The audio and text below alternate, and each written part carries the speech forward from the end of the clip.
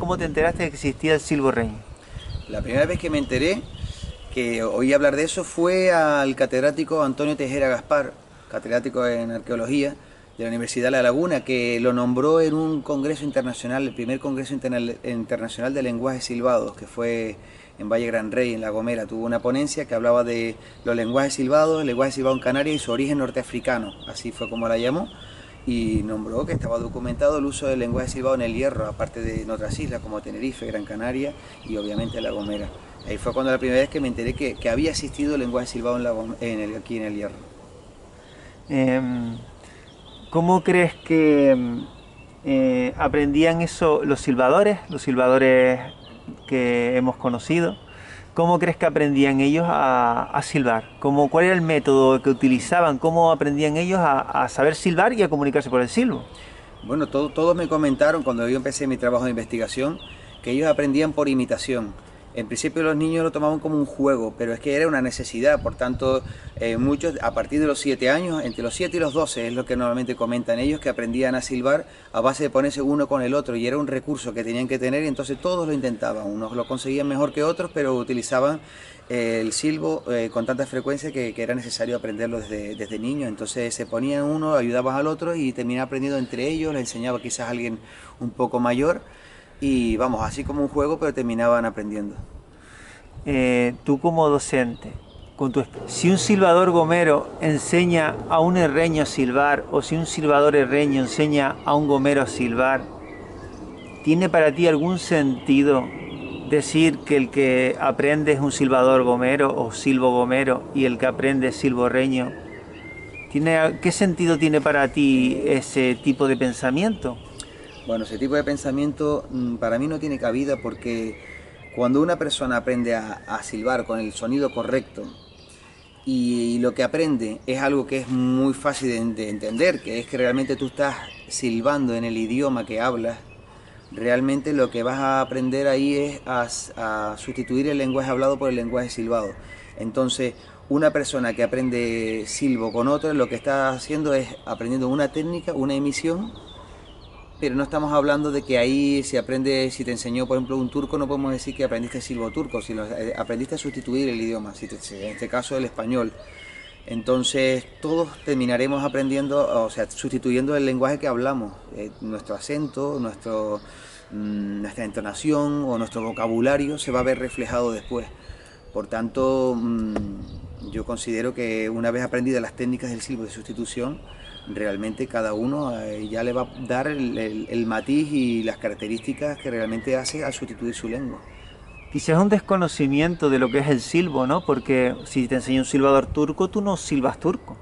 No, Si te enseña evidentemente. a un español, por ejemplo. Claro, si te pones a sustituir el turco, pues sí, estarás sustituyendo un silbo turco, por decirlo así, pero si lo que estás haciendo, sustituyendo el español, no estás haciendo otra cosa, sino que eso, sustituir el español. No por eso es turco. No, evidentemente no tiene sentido que realmente decir que el silbo es de una isla o de un lugar porque una persona sea natural de otro lugar. ¿Existen diferencias de los silbos en Canarias? Tú que has estudiado el silbo en Tenerife, en Gran Canaria, Sí. en El Hierro, en La Gomera, eh, ¿puedes decir que existen particularidades, aunque ya sabemos, todos los que sepan un poquito de silbo, sabemos que es el español sustituido? Sí, como bien dice, se sustituye el español. Entonces, pero se sustituye el español que hablamos en cada isla o en el conjunto de, de las islas en general, ¿no? Nuestro dialecto canario. Entonces, las diferencias entre islas están relacionadas con su manera de hablar. Porque cuando he entrevistado aquí en El Hierro o en La Gomera o Tenerife o Gran Canaria, algunas expresiones que las he hecho silbar comunes, lo que vas a captar rápidamente es el acento, ¿no? La entonación. Y si hay vocabulario metido también. Y algunos giros, por ejemplo, manera de iniciar la conversación puede ser comunes en un lado u otro. Pero realmente en todas se hace la sustitución del español hablado en cada lugar. Hay diferencias, por supuesto que las hay. Ya mismo en el habla se nota, en el silbo incluso se ve potenciado esas diferencias, ¿no? Entonces yo creo que evidentemente sí hay que preservar las diferencias de cada isla. Es correcto llamar silbo herreño, llamar silbo gomero, silbo gran canario, silbo tinerfeño. Eso es correcto y nos interesa, por supuesto, que esas características se protejan de manera independiente, pero teniendo en cuenta que existe una manera que podría llamar silbo canario, porque se trata de que aquí en las Islas Canarias se sustituye el español hablado en Canarias, que tiene también unas características comunes de por sí. Entonces, una cosa no quita la otra, yo creo que son complementarias. ¿Nos puedes dar las diferencias, aunque ya las has dado en varias entrevistas, pero las diferencias entre el silbo reño y el silbo gomero? Sí, en estas principales islas del silbo, la diferencia están relacionadas siempre con la manera de sustituir el español, eso está claro. Pero hay algunas otras que están relacionadas con la técnica utilizada. Por ejemplo, aquí en el Hierro es muy común silbar sin dedos o también con el dedo índice y el anular al mismo tiempo, esta postura así. Y esta postura, esta posición hace que el silbo de media suene más agudo. Entonces, hoy es el silbo más agudo, hoy es también, por ejemplo, la S en posición implosiva, la S de final de sílaba, sobre todo al final de la frase, se marca mucho más que en el silbo gomero.